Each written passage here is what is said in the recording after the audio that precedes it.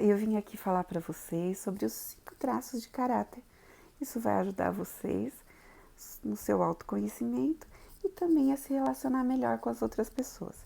Esse é um estudo de Reich, amigo de Freud, que acabou validando 5 traços de caráter, até complementando o trabalho de Freud, de algumas coisas que ele não resolvia, e acabou que Reich, estudando sobre isso, percebeu que a criança, desde a época da fecundação até um mês de vida, ela tinha um traço de caráter e uma dor que era um medo de rejeição, né?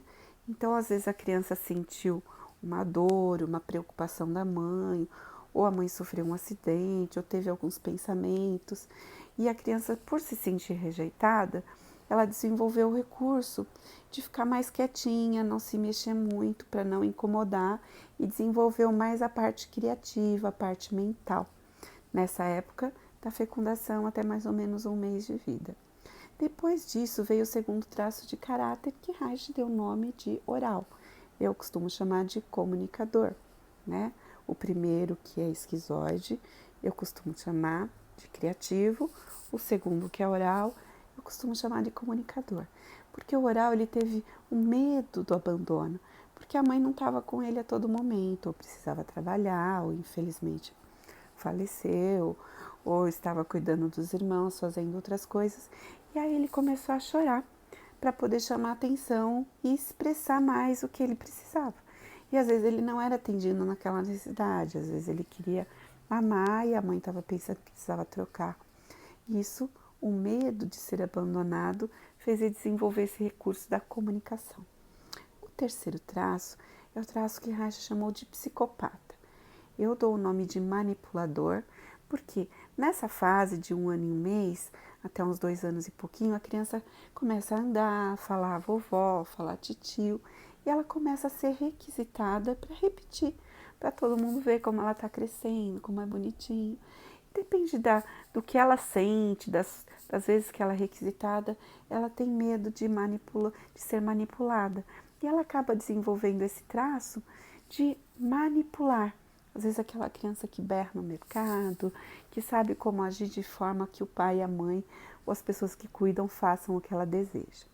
Depois, o quarto traço de caráter é um traço de caráter que a criança desenvolve na dor de fazer alguma coisa errada, porque é a época que ela está aprendendo a controlar para ir no banheiro, fazer xixi, fazer cocô, e ela não tem o controle natural da esfíncter. Então, às vezes ela faz cocô na calça, xixi, sem perceber. E o pai, a mãe, quem cuida, quer educar. E começa a dizer que não podia ter feito, que devia ter avisado. E ela fica com muito medo de errar, muito medo de ser humilhada. Então, esses traços se chama masoquismo.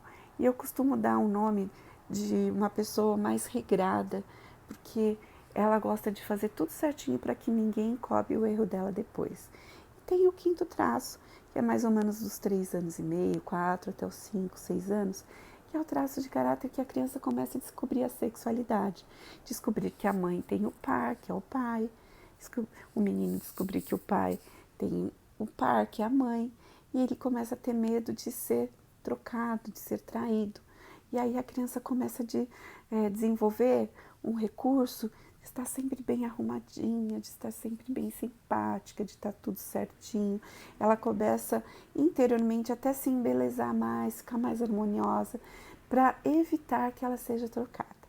Então, a princípio, eu estou dando só um resumo desses 5 traços de caráter e eu vou explicar em cada vídeo mais detalhes sobre a dor e o recurso de cada traço, de como vocês podem lidar com isso em vocês e com as pessoas ao redor. E também quero que vocês saibam que todos nós temos todos os traços, porém, dependendo da nossa história de vida, de cada um, né? Nós somos únicos, especiais, diferentes. A gente tem um percentual diferente de cada traço. Então, às vezes, você pode ter 50% de esquizoide, 10% de oral, né? 10% de masoquista. E cada percentual muda de acordo com cada história, como é cada pessoa. Mas aguardem nos próximos vídeos que eu vou explicar mais, tá bom?